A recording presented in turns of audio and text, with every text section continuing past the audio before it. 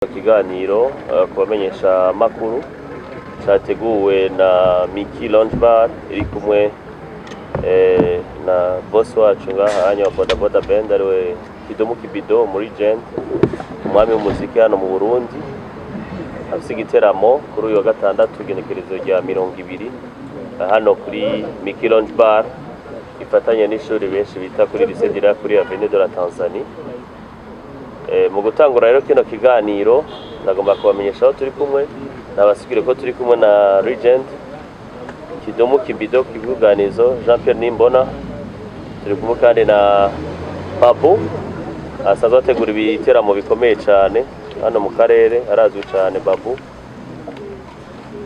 niwe nyene ngaha muri kino kibanza turimo.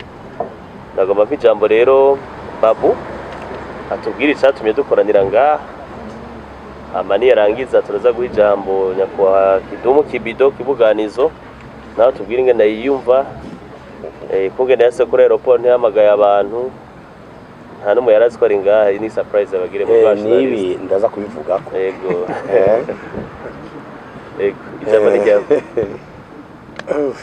Murakoze cyane ko mwashoboye kuza amenyesha makuru muri iki kibanza.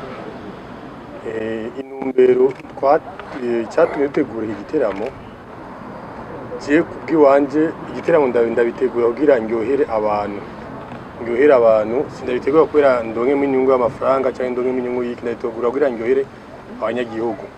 Gituma nateguye iki giteramo kumvo ya mbere nuko Kidomo usanzwe ndamukunda, ryari twahuye mu ndege nyamenye kaho ndamukunda kuva kera gitangwa kuririmba kera, batavuga aji no yakora iki natwe tunomuhamagara kugira aze aduteramishe, aze aheze show abanyagihugu batashoboye kujya kumuraba mu makonsere yandagira ko makomeye, kugira shoboye n'abantu bo hasi bashoboye kumva ko baryoherwa babona Kidomo ko na band ye boda benshi bamuzi atari ko na boda je akayawe ko n'abandi bantu yaje nari ko naba ari mu makonsere VIP ugasanga abantu bato ntibashobora kujayo. Nukuno munsi rero nakaryo keza ku bantu bose bifuza kubona Kidomo na groupe yiwe iyi samedi le 20 azoba ari ngaha. Ibintu zabiteguye neza biri ku murongo, nibaza ko muzoryoherwa. Ikibazo gihari muzoryoherwa, bimwe biteye ubwoba ko narabiteguriye aje ngaha kirikare acyafise isomene yose yo kwitegura, azoruhuka abaye ibintu bizima mutazokwibagira. Ndibaza ko mutazokwibagira. Ego no korakoze cyane Babu ku majambo meza dushikirije. Reka duhe ijambo rero muri gendo wacu ukunda abasitari bacu bakiri bazima. Hari benshi twagiye gukunda kora bitava Imana ariko ko akiri muzima ngaha muri Miki. Reka tumubazanire mu ryoherwe. Murakoze cyane kuza ngaha kuri Miki. Vyatanguye nkiri mu myiteguro yo gukora concert yo muri Arena. Umuntu wa mbere gutangura kundondera n'umuntu yitwa Kenyatta, arambwira ati ndi kumwe na mutoyi wawe Gentil, turashaka yuko natwe gutuvugiriza. Icyo gihe byari bigoye yuko je nemera kubangikanya igikorwa cyo muri Arena n'ikindi kintu.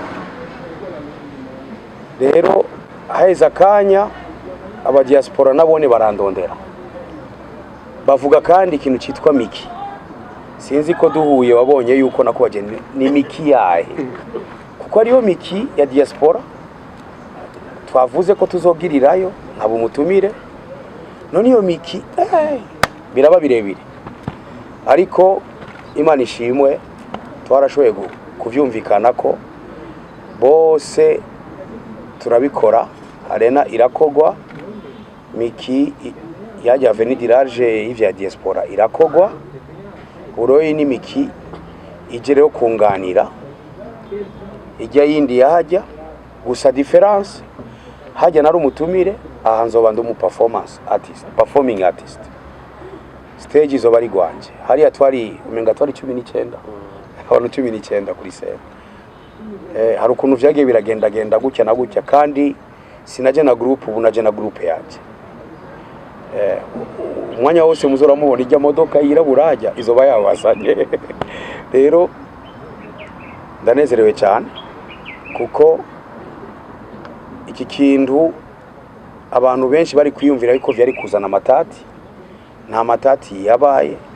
N'ujya Miki ya Vendirage ejo twari kumwe azoba ari ngaha ku musi wa samedi kushigikira kino kintu nga bivuga yuko nahindutse umupacificateur mu bakora ibi bintu, nahindutse umuntu azana amahoro, kuko hako bizana imvururu. Kera navuza ngo ngaha uwo ntavugirije ukatusanga bikwije wose ngo yanciye inyuma, ariko ubu siko vyagenze neza cyane, kuko no chaque fois uko naje mu Burundi nacanga gusezera bakamenya ko ngira ngaruke ukindi kinapani kiwa bararindira baravuga ati reka rero dukora iwacu yitwa ouverture officielle ya hano kira ngo kuva uwo munsi Miki Lycée du Lac igire ingufu zayo yisangije.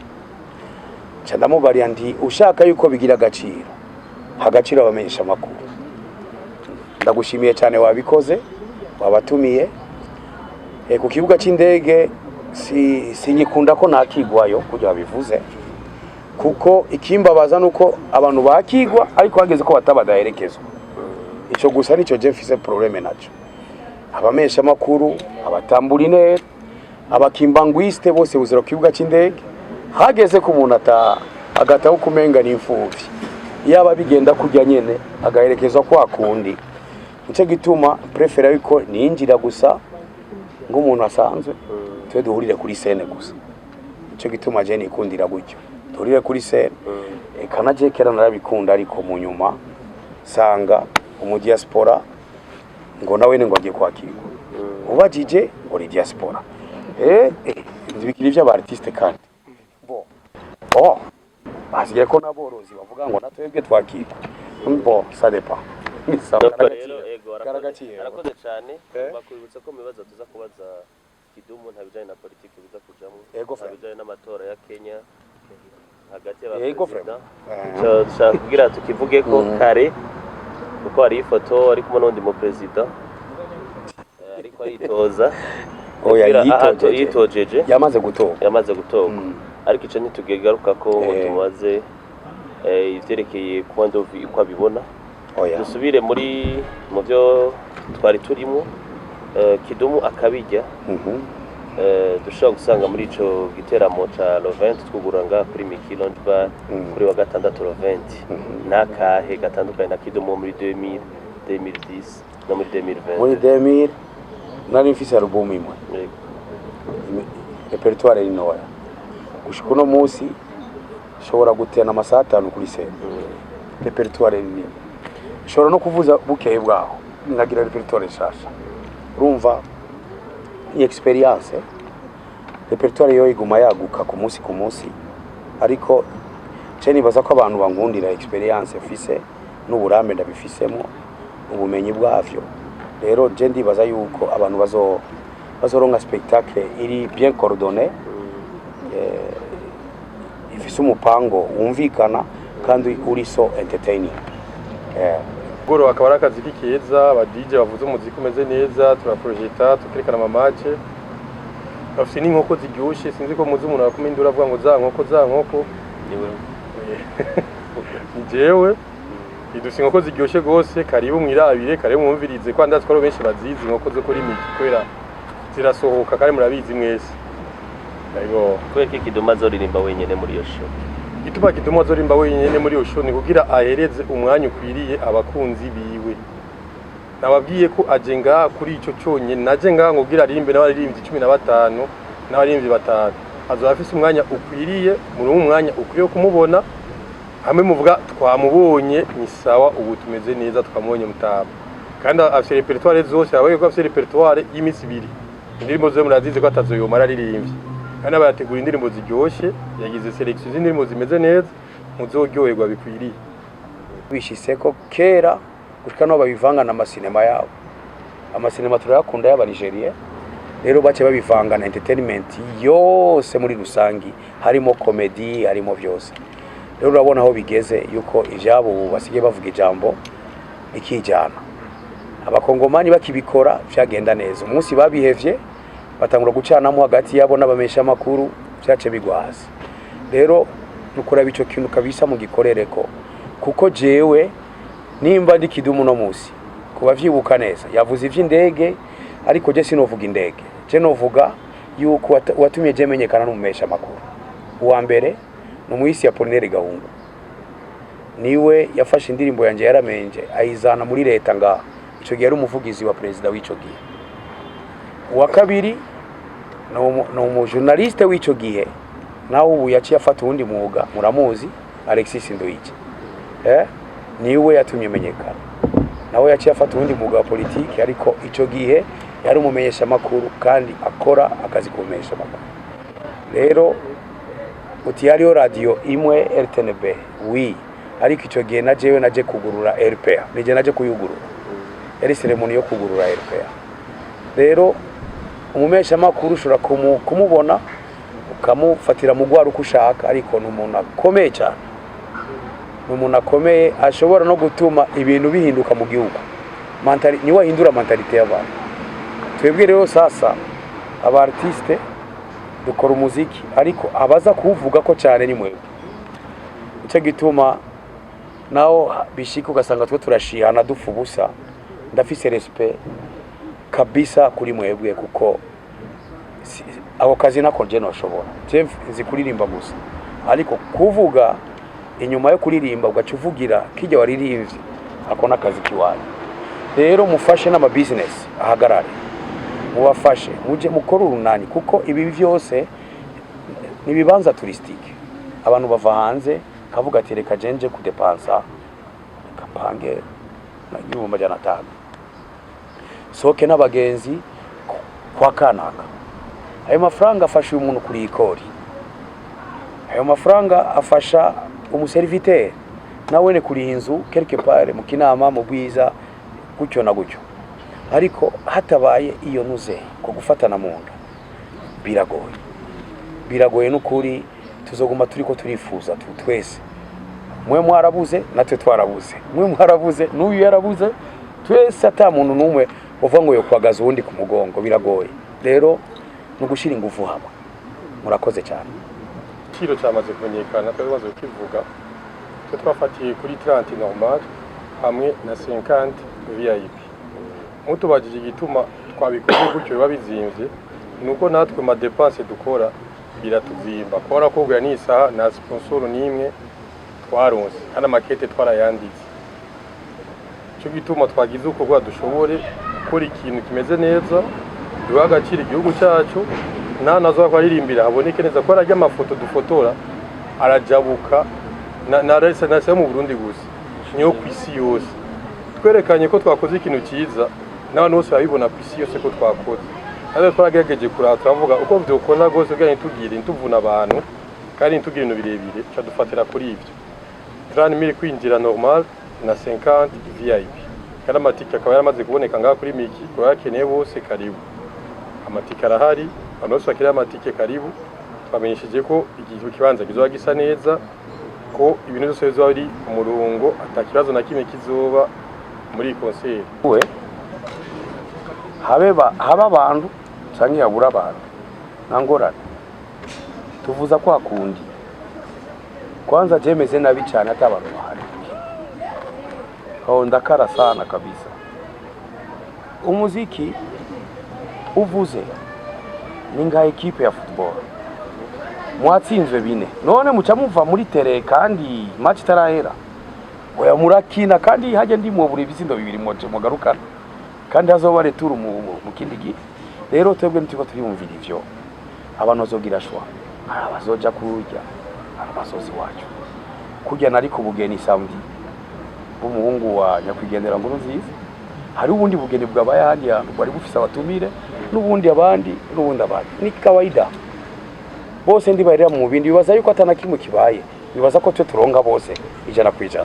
Hari uvuga ati je sinzi cye nta mwanya narose titugiye ruguru kurabarari par exemple cange ndafise urubanza rwo kuganduka nduronga bose gusa umu artiste uko bimeze kose gira mood yo guteramisha abo nabo bari batana imbere yawe bikore ntaba hari umuntu hajya ariko arakora akavuga ati ego kabisa twari bake ariko yaduhaye hakaba n'ama concert huzura kabisa umuntu akananirwa gukorera icyo yakoze akananirwa kabisa, akananirwa imbere y'abantu kandi abantu bamwitavye, vyama vyabaye. Rero igikuru ni uguha abantu concert ya qualité, ukabaha umuziki ushika no bavuga nabo bo bari babiri baje bakavuga ati yaduhaye frame, ati ijya ni concert, nabonye concert ntabindi. Ego ni concert naho babo bake mu bibaza bashobora guhamagara abandi. Reka ndamwishyura natiyo mugani wa kandi ntago na rimwe igiteramo kiba ngaha kibura abantu. Ngira marabonye yuko nabaje bacaruka baruka guteramisha abantu ndetse umutama Kidumu babo. Ndamwishyuye kukaza abajije. Ubona iyo jewe iyo ndiko ndakora iyo two turinvestisa muri ibi bintu kenshi sinababari sinyungu y'amera vango ndashira imbere kugira gute shira imbere kugirwa kw'abana bazobabanye. Sinzi ko mwibuka umunsi ngiranya amacoma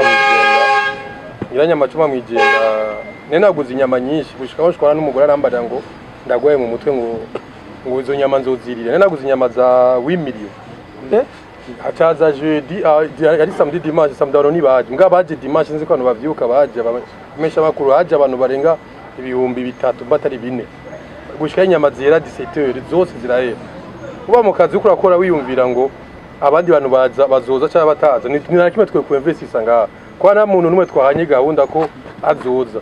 Igikuru gusa nuko twe twavuga ko twiteguye kandi twiteguye ku muntu umwe azoba hasho, sabantu 20 sabantu 5 sabantu 6 n'umuntu umwe nkindi nka bande nkime gusa mufasha ataraza nga sino ndazi ko mutama azobahereza ikintu kizima nazo turi 10 tuzogyoherwa nazo renga namwe muzamuri nga amenyesha makuru mu bivuge twavuze ati kandi twaronka sponsor tuzogabanya kabiri kugira turonke abandi bose bazi mbwa mwanya ko ta sponsor irazi natwe nidushaka kuja mu tukintu bishobora gutuma ko tugira ko twamaze kugira ibyaruro.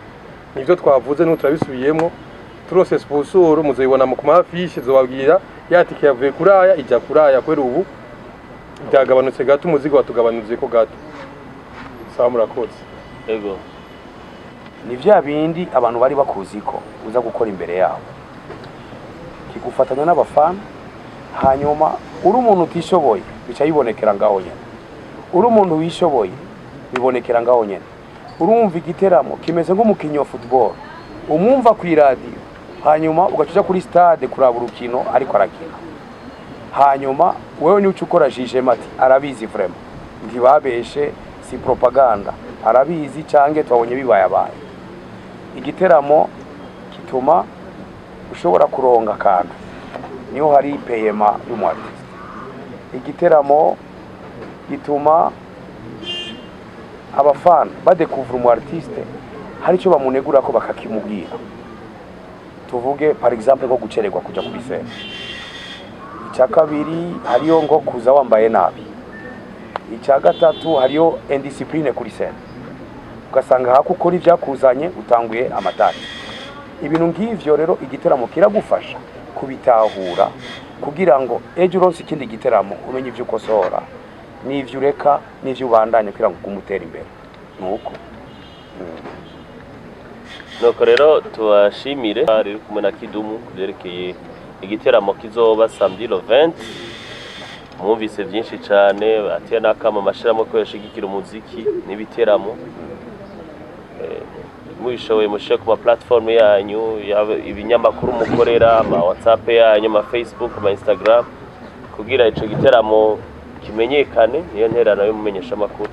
Turabashimiye rero murakoze.